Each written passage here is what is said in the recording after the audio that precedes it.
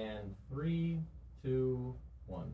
In a shock move, Republican Speaker of the House Paul Ryan will be retiring. Mark Zuckerberg gets grilled on the Hill, and the Trump investigation continues to proceed. I'm Ben Shapiro. This is the Ben Shapiro Show.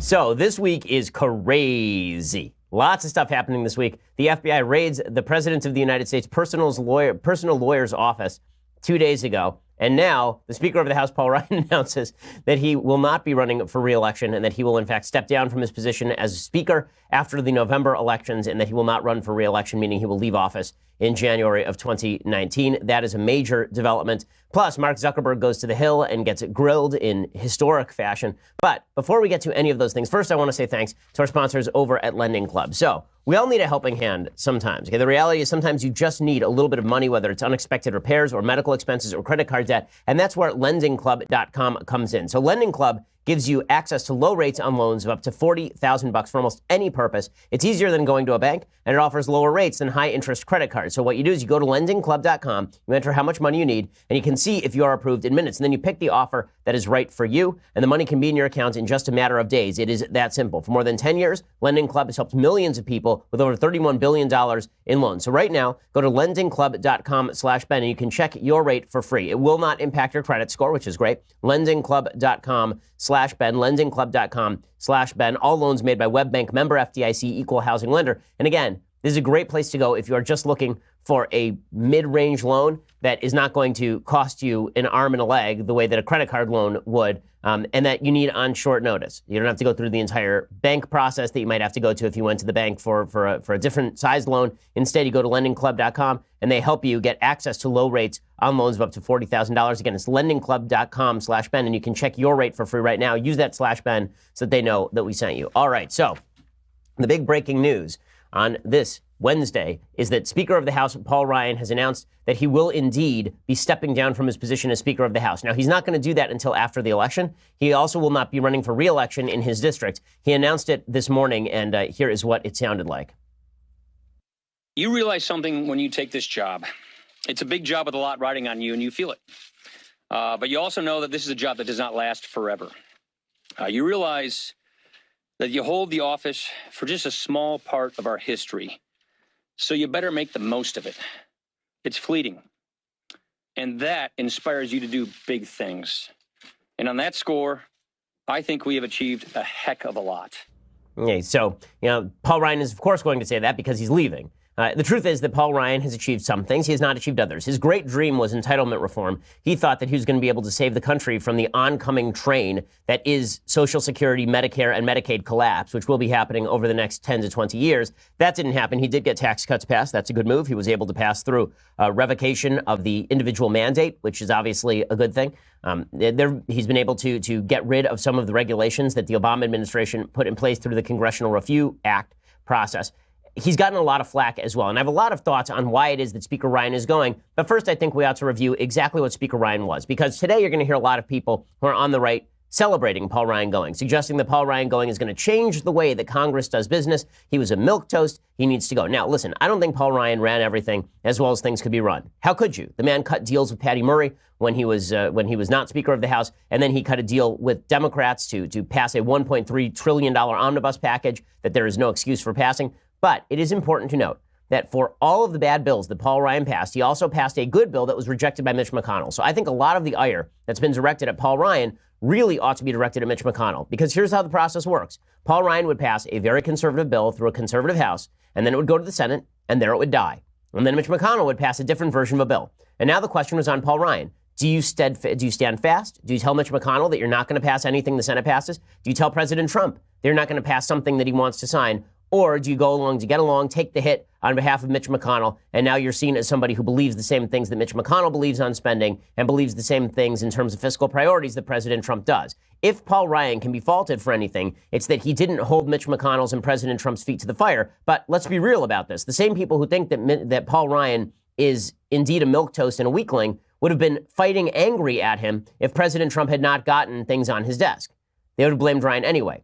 So in order of priority for people who have not gotten Trump's legislative agenda passed, It goes like this. Trump at the top of the list because he has not had a solid legislative agenda that has been pushed by the White House in any serious way. The turnover at the White House has been too high. The turnover on topics has been too high. The president has not used his bully pulpit to actually stump for legislation in any real and serious way, and he hasn't really been part of the negotiations. So the buck stops with Trump. The second on the totem pole in terms of blame has to be Mitch McConnell, because Mitch McConnell is the one with 51 senators, and he's been unable to get seriously conservative legislation through the Senate. A third on the list is Paul Ryan. And yet people seem to have reversed this polarity. People seem to believe that Paul Ryan is the real problem here when he really is not, and that Mitch McConnell is second on the list, and that Trump, of course, can never be blamed for anything because we can't blame the president of the United States when his legislative agenda doesn't get passed. So how much of this is on Ryan? I think some is. I think a lot is not.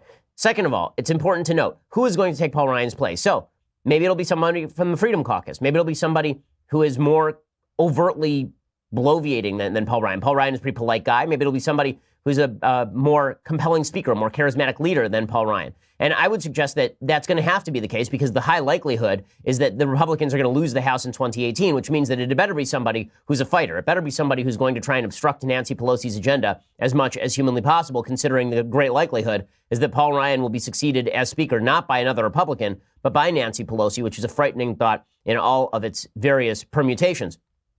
But the person who replaces Paul Ryan, you have to wonder whether that person is really going to do a lot better than Paul Ryan, given the fact that Paul Ryan did not do worse than John Boehner. He did not do worse than Denny Hastert. He did not do worse than late-stage Newt Gingrich, to be frank. So all of the talk about Paul Ryan being the world's crappiest speaker, I think, is untrue. Do I think that he was the world's best speaker? No. I also don't think he was temperamentally cut out for the job.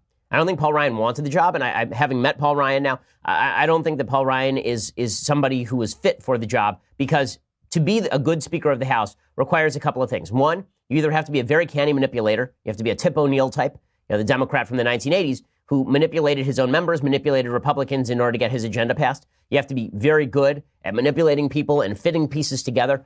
You have to be more of a Mitch McConnell temperament, sort of a turtle who's able to slowly walk legislation through your House of Congress. That was not Paul Ryan. Or you have to be a great visionary leader, somebody who's charismatic and who has an agenda that is backed by your own caucus. That was like Newt Gingrich in 1994 or Nancy Pelosi in 2006. Somebody who came in with a whole list of agenda items that the caucus agreed on, and you could pass those into law as fast as humanly possible. Paul Ryan obviously did not have that sort of cohesion inside his own caucus, and he is also not a particularly charismatic leader. He's not somebody who stands up and people say, I want to follow that guy into battle. Paul Ryan just was not suited for the job. The reason that Paul Ryan is announcing that he's leaving right now, there are a couple of reasons. One is because he wants to spend more time with his family, but he could have announced this after the election. He could have waited until after the election, then announced, listen, I'm not going to be Speaker anymore, so I'm leaving, and I'm not interested in running for re-election. I want to go home, or I want my family to move to Washington, D.C., and I'll work for American Enterprise Institute or something. The reason that he announced this now is twofold. One, Ryan knows that this blue wave is coming. Okay, the indicators are very good that Democrats win the House, and it is quite possible they win the Senate as well, and that Chuck Schumer is the new Senate Majority Leader, and that Nancy Pelosi is the new House Majority Leader, that she's the new Speaker of the House, rather. And that sets up a really bad cycle for going into 2020, which I'll talk about in just a minute. But if you look at the list of Republicans who have left, hey, it's a pretty lengthy list of Republicans who are retiring this term because they don't want to exist in the Nancy Pelosi Congress. Okay, Trey Gowdy is out. Bob Goodlatte, Jeb Hensarling, Rodney Frelinghuysen, Darrell Issa, Lamar Smith, Ileana Ros-Lehtinen, Charlie Dent, Dave Reichert, Pat Tiberi, Frank Labiando, Lynn Jenkins, Sam Johnson, John Duncan, Ted Poe, Dave Trott, Ryan Costello, Bill Schuster, Greg Harper, Tom Rooney. Okay, that's a list of Republicans in the House who are retiring this term, and that doesn't even include the ones who are retiring because of various scandals. There's a Republican in Pennsylvania who retired over a sex scandal. There's a Republican in Texas, Blake Farenthold, who's retiring over a sex scandal. Okay, there are a lot of Republicans stepping down because what they see is that the polls don't look good. So if you're Paul Ryan and you're figuring, okay, we're in serious trouble here, right? That we're probably going to lose the House, and it's really not because of Paul Ryan that they're going to lose the House. Okay, if they lose the House, the high likelihood is because the president of the United States has incredibly low approval ratings and because Democrats hate him with a passion equal to the fiery, burning, passionate hatred of 1,000 suns. Okay, they hate President Trump, and that means that they're going to show up in November. So if you're Paul Ryan, here's what you don't want. You lose in November, and then everybody turns around and say, it's your fault, Paul. Right? It's your fault that you lost. Why would you bother sticking around for that? Why would you bother doing that? Instead, Paul Ryan is saying, listen, I'll keep fundraising, but this is not on me. Right? I'm not the one who has a 42% approval rating in a time of a booming economy and no serious foreign wars. in the offing, right? That's not me. So I think that Ryan is making a political move, and that's why he is making this statement. Now, also, he says, and I think this is probably true, he doesn't want to lie to his constituents about who's going to serve out his term. Because if he wins re-election in November in his district, which he likely would, and then retires in January, then he's been fibbing to his constituents all along. He has to live with those people. So I think there's something there as well. Now, the rumor that's going around is that Ryan is leaving because Trump sort of defeated Ryan. I don't see this at all. It's important to recognize here that Trump's signal achievements have largely been, outside of the move of the U.S. Embassy to Jerusalem, they've been done because of Paul Ryan and Mitch McConnell. Right? Tax cuts were a Paul Ryan baby. The revocation of the individual mandate, that was a Ted Cruz baby. The Justice Gorsuch and the congressional approval of Donald Trump's judicial nominees, that is Mitch McConnell. So for all the talk about Paul Ryan standing in the way of Trump's agenda, there's really no evidence that Paul Ryan has been standing in the way of Trump's agenda. In fact, it's been Paul Ryan trying to pass Trump's agenda, and he just can't get it through the Senate because he's not a senator. He's not the Senate Majority Leader. I will say, however, that it's pretty clear that Ryan leaving does represent a triumph of Trumpian attitude. Now, people have been mistaking the gaps in policy between Trump and Ryan for the serious gap. That is not the serious gap in the Republican Party right now. The serious gap in the Republican Party is the gap between attitudes. Now, people have seen this as a binary choice between Paul Ryan's sort of polite wonkishness and Donald Trump's punch everything, including the baby, right? These are the two choices. You can either wheel around and you can tweet whatever you want, and you can be wild and crazy and bombastic, and that's the way you ought to approach politics, or you can be milquetoast and Jack Kemp-like in your approach to politics. I don't think that's correct. I think there is a middle ground where you are very aggressive when you need to be very aggressive, and you are polite when that possibility is available. You know, it's something that I try to pursue in my own sort of political rhetoric. But if the Republican Party had to choose one, it's pretty clear that the base chose Trumpian rhetoric over Paul Ryan's rhetoric because they are very angry, and they're very angry because they're very frustrated, and they're very frustrated because no matter how many Republicans they elect, it seems that their agenda is never passed. And they can blame that on Paul Ryan, but the truth is that Paul Ryan is just the head of the caucus. I promise you that if Paul Ryan were the head of a caucus that were all Freedom Caucus guys, then the agenda would look very different. Okay, I have more thoughts on Paul Ryan in just a second. First, I want to say thanks to our sponsors over at Bull and Branch. So, you haven't been getting enough sleep, and you think that it's because the temperature in the room isn't right, or you think it's because your mattress isn't right. Well, have you ever thought that maybe, just maybe, it might be the sheets that you're sleeping on? You don't tend to think about the sheets that you sleep on very often because who thinks about sheets, right? Who gives a sheet? But the fact is that Bull and Branch ensures that you have the best sheets possible. Bull and Branch, these sheets are just incredible. They're 100% organic cotton. There are 3 ex-presidents sleeping on them.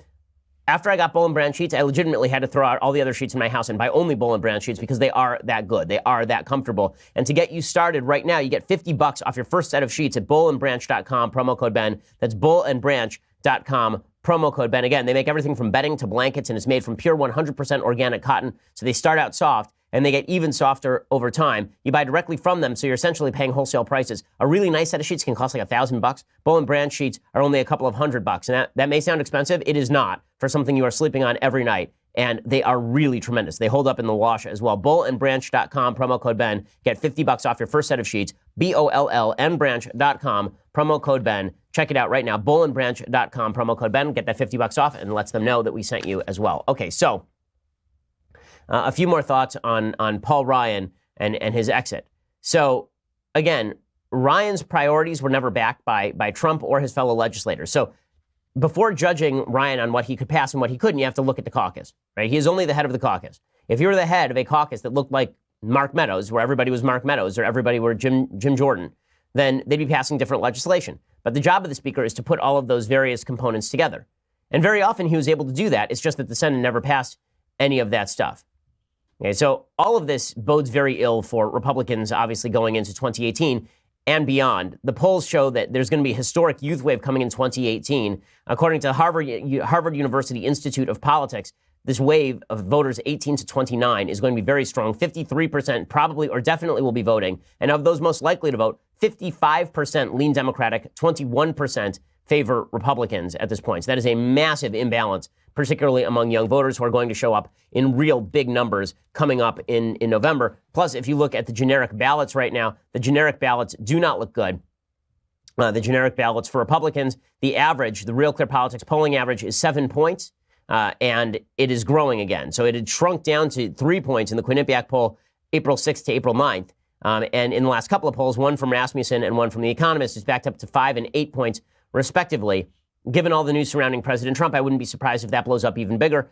It's not going to be a good year for Republicans, just by data. It really is not going to be a good year for Republicans. And this raises a question about President Trump. So what is President Trump going to do if he is faced with, let's say, Nancy Pelosi in the House? So the good shot is that Nancy Pelosi will move for impeachment in the House, knowing that it won't pass through the Senate. And that is the best shot here. There's going to be a bunch of investigations. It'll be investigations from here till the end of time, and President Trump will be dragged through the mud. So for all the hatred of the Republican Party that a lot of people are evidencing inside the conservative movement, recognize that if you like Trump and you're frustrated with the Republican Party, then your worst move here, your worst move is to allow Democrats to take over the House. They'll do nothing but be a thorn in the side for President Trump, no question. Okay, and if you don't like President Trump and you're a conservative, then you should recognize that you need a conservative Congress, because the worst thing that could happen here is Nancy Pelosi takes over the House and Chuck Schumer takes over the Senate, and then both of them are negotiating with President Trump. President Trump, who sees himself as a great deal maker, you could easily see him walking through the front doors of the White House, arm in arm with Pelosi and Schumer, passing a bunch of leftist priorities because Trump wants to be seen as the guy who signs things. We need a Republican Congress. The fact that we are unlikely to get one is deeply disturbing and really, really troubling. Okay, so I have a few more thoughts on this. Also, I do want to talk about the continuation of the Trump investigation. So let's jump into the Trump investigation, because there are some breaking pieces of news with regard to that. So first of all, Alan Dershowitz has come out and he says that targeting Trump's lawyer should worry everybody. So as you recall, back on Monday, President Trump's personal lawyer's office was raided by the FBI. And Alan Dershowitz has a piece over at The Hill about this. He says there's much speculation as to the significance of the search of the offices and hotel room of President Trump's lawyer, Michael Cohen. To obtain a search warrant, prosecutors must demonstrate to a judge they have probable cause to believe the premises to be searched contain evidence of crime. They must also specify the area to be searched, the items to be seized, and in search of computers, the word searches to be used. At least that's the constitutional requirement in theory, especially where the Sixth Amendment right to counsel is involved, in addition to the general Fourth Amendment right against unreasonable searches. But he says that the firewalls and the so-called taint teams, which are supposed to prevent the FBI from looking at documents that they're not supposed to look at, right, that these have experienced troubles in the past. He says it's an imperfect protection of important constitutional rights. He says that's why Justice Department officials must be careful to limit the searching of lawyers' offices to compelling cases involving serious crimes. We don't know at this point what the prosecutors are looking for, but if it relates to payments made to porn star Stormy Daniels, that would not seem to justify so potentially intrusive a search of Cohen's confidential lawyer-client files.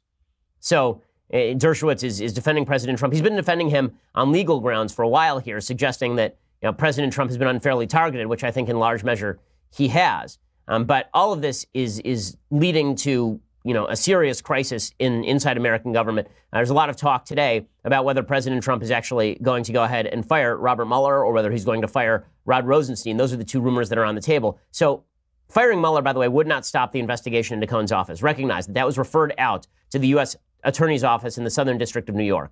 So that's no longer under Robert Mueller's purview.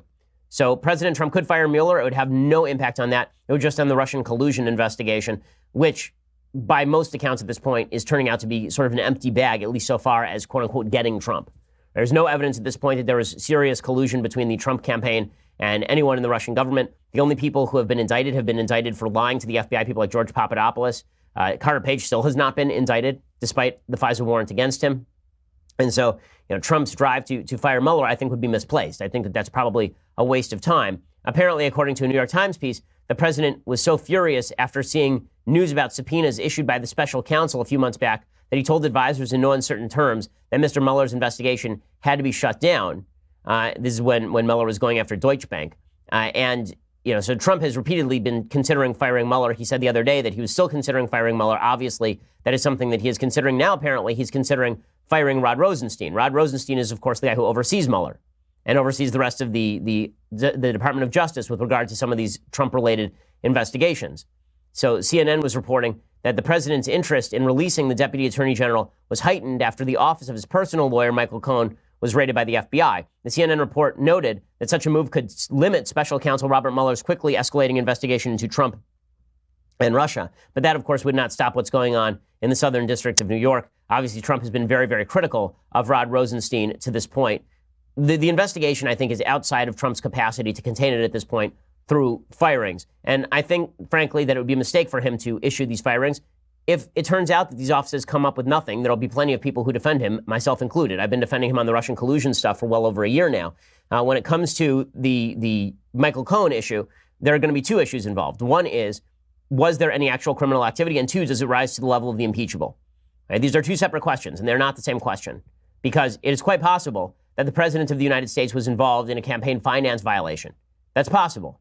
Right? I don't think it's out of the realm of possibility by any stretch of the imagination. But does that rise to the level of a high crime and misdemeanor subject to impeachment? A little harder to make that case, simply because this was a $130,000 payment that violated campaign finance, and Barack Obama's 2008 election cycle contains $2 million in such campaign violations. Nobody was impeached over that. So unless President Trump, as president of the United States, was actively involved in a conspiracy to cover up a campaign finance violation, then I think that it's going to be hard to claim impeachment, even if it turns out that Michael Cohen is guilty of violating campaign finance laws.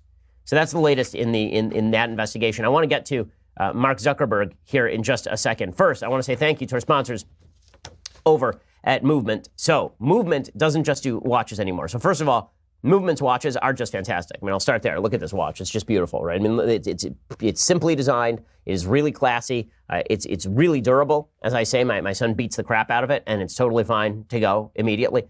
So check out their watches. But it's not just Movement watches. They now have fantastic sunglasses. So I have a pair of Movement sunglasses. They are spectacular. My wife has a really nice pair of Movement sunglasses as well. She also has a Movement watch.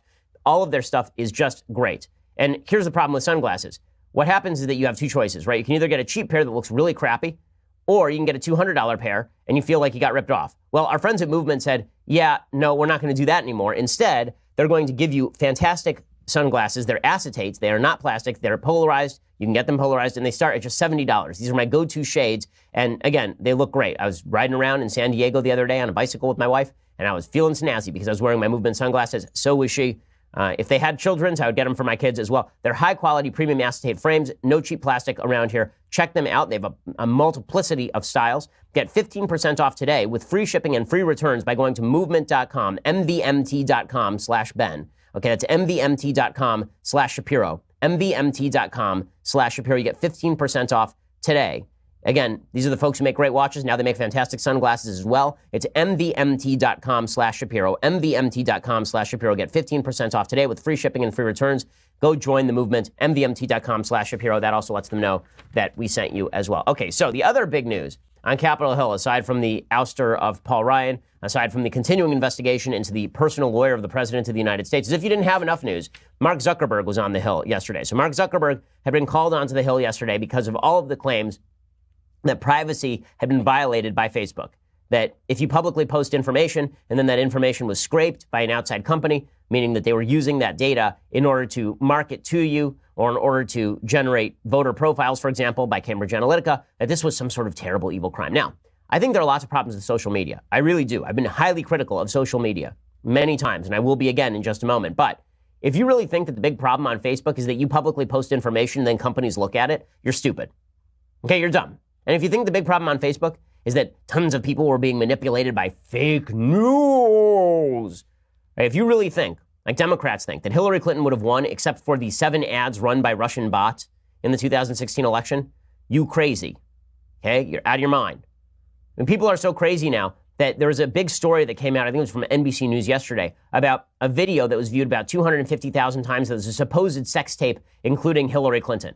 Okay, it was fake news, obviously, because number one, who would ever want to see any of that on camera? But number two, is that really, was that shifting votes? Because we're 5 minutes away from Dianne Feinstein calling the head of Pornhub up to the Hill to explain why Hillary Clinton lost since there was a distribution on Pornhub of a fake Hillary Clinton sex tape.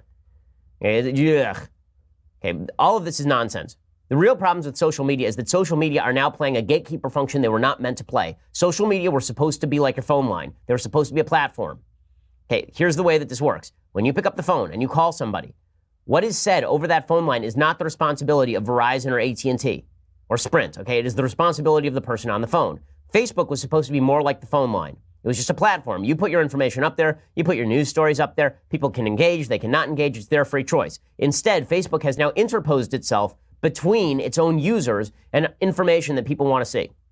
There's been a pet peeve of mine for a long time. They were doing it back in 2016 when they were talking about shifting their algorithm so that certain trending topics were not allowed to trend. Conservative trending topics were not allowed to trend on Facebook. And now, of course, they've shifted their algorithms to supposedly benefit local news and established mainstream media outlets and against alternative news sources like Daily Wire.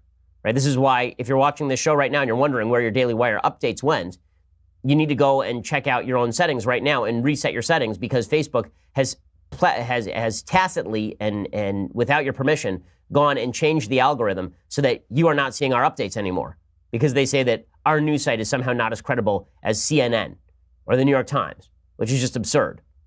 Okay, Facebook right now is even burying which outlets it's punishing. Right, so Facebook is obviously penalizing certain outlets, but it's not explaining what exactly it's penalizing. According to the tech website The Outline, conservative and right-wing publishers were hit hardest by the new algorithm change. The engagement numbers of most predominantly liberal publishers remained unaffected. And now Peter Hassan of the Daily Caller is reporting that Facebook does not intend to identify which media outlets it helps and which it hurts, according to a company spokesperson who spoke to the Daily Caller News Foundation. The spokesperson argued that if the company revealed that data, it would not give people a clear picture of Facebook, adding, "We've made changes to newsfeed to help people meaningfully connect with friends and family first. This means public pages of all types are going to experience declines across Facebook. Political pages and partisan news pages, like other public pages, have experienced declines, but there are examples of declines across the political spectrum." Except for the fact that that's not true.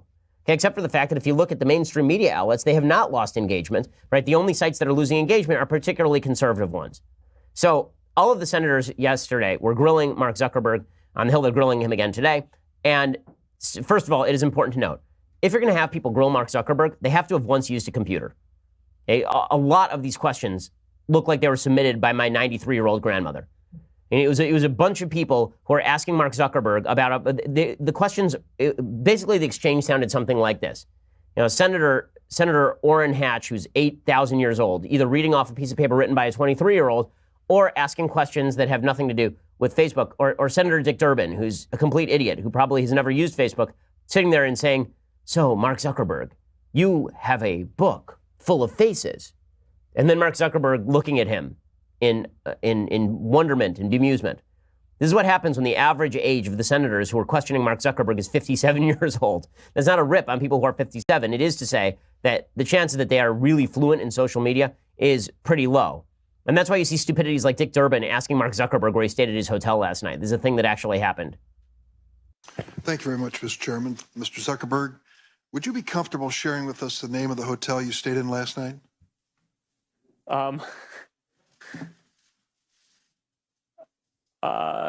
No. Okay, and this is one of the things that's so incredibly stupid. So one of the complaints by Democrats has been that if you publicly post information and people see that information, it's a violation of privacy. Mark Zuckerberg would not have to, under Facebook's rule, reveal where he went to his hotel last night. And so I'm not sure what Dick Durbin is even getting at, but Dick Durbin doesn't know what the hell he's talking about. There were a couple of people who actually went after Zuckerberg on matters that actually do matter.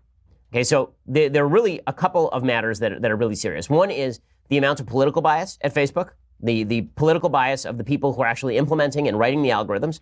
And the other thing that's really important is whether Facebook is a platform or whether Facebook is a publisher. And that matters because, getting back to our AT&T, Sprint, Verizon discussion, if the phone company starts acting like a censor, if they start buzzing out what you're saying to your friends, they become responsible for what you say to your friends. They're acting like a publisher. Like we at Daily Wire, we edit all of our pieces. We purchase all of our photos from a service called Getty Images so that they're all licensed because we're a publisher and we're responsible for the content we post. If, however, if we use a particular internet service, that internet service is not responsible for the content we post. It's just a platform. Facebook has presented itself as a platform, which means they're not legally responsible for example, misuse of copyrighted content or slander. But if they're responsible for what's being put up, if they're controlling what you see and what you hear, then suddenly they need to be treated like any other news outlet. They need to be treated like NBC or MSNBC or CBS or CNN or the New York Times or the Daily Wire. Right? So those were two separate questions. One was the political bias, and one was the fact that Facebook is playing censor, which would actually subject them to liability.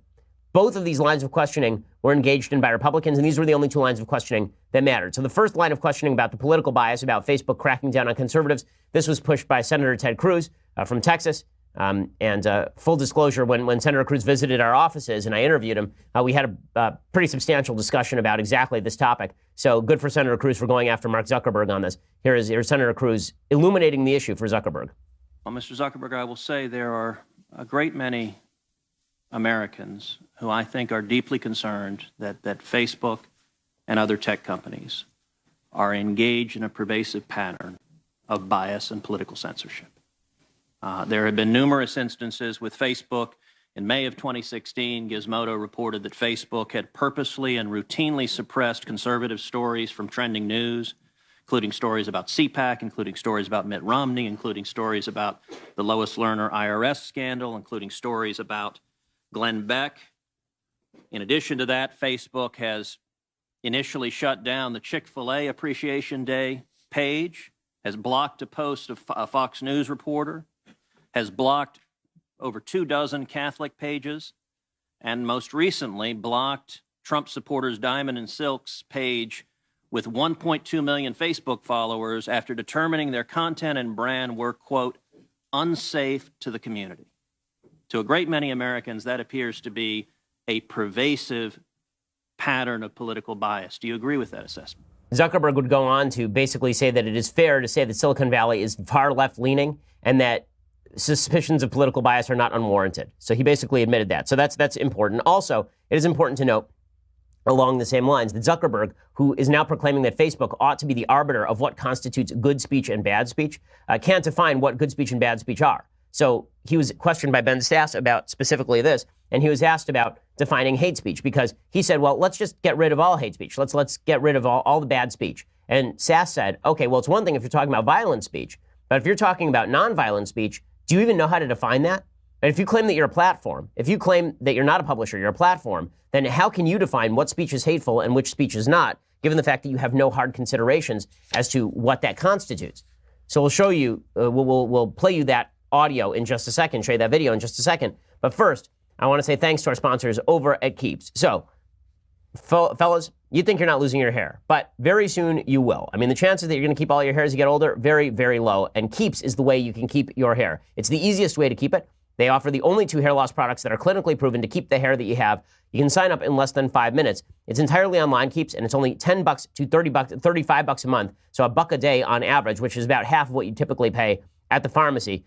Getting started with Keeps is actually pretty easy. You answer a few questions and you snap some photos, and then a licensed doctor remotely reviews your information and gives you the right prescription, all without ever leaving your couch. Within 2 to 3 days, a 3-month supply of your treatment will arrive perfectly packaged at your door. So stop hair loss today the easy way with Keeps, offering customized treatment plans with the only clinically proven hair loss products for about $1 a day from the comfort of your couch. To receive your first month of treatment for free, go to keeps.com/Ben. That's KEEPS.com/Ben. I highly recommend it. Male pattern baldness runs in my family, so I've spoken with the folks over at Keeps. KEEPS.com/Ben. That's a free month of treatment at Keeps.com/Ben. Keeps, hair today, hair tomorrow. Again, use that /Ben so that they know that we sent you and receive your first month of treatment for free. Keeps.com/Ben. KEEPS.com/Ben. Okay, so we're going to get to more of Mark Zuckerberg being ripped up and down by the Republicans in the Senate Judiciary Committee in just a second. But for the rest, you're going to have to go over to Daily Wire and subscribe. So for $9.99 a month, you get the rest of my show live, the rest of Knowles' show live, the rest of Klavan's show live. You get to be part of our mailbag, which we'll be doing on Friday. It feels like it should be a Friday. It, however, is not, which means you have a couple of days to get your questions in right now. And if you want to ask us questions live on air, you can do that as well on Friday, because you can watch the show, log into Daily Wire, and just go to the chat room and ask a bunch of questions, and we'll answer them as they come in here at Daily Wire. If you want all of those things, plus the greatest in all beverage vessels, this right here, the Leftist Tears hot or cold tumbler, check it out for $99 a year. Again, we always suggest that you get a membership. We get a lot of letters from people saying, how can we help? Get a membership. That's really the cheap way you can help, because that ensures that we can pay the bills and continue to bring you our top-notch content. If you just want to listen later for free, then please go over to iTunes, SoundCloud, YouTube. Please subscribe. Please leave us a review. We are the largest, fastest-growing conservative podcast in the nation.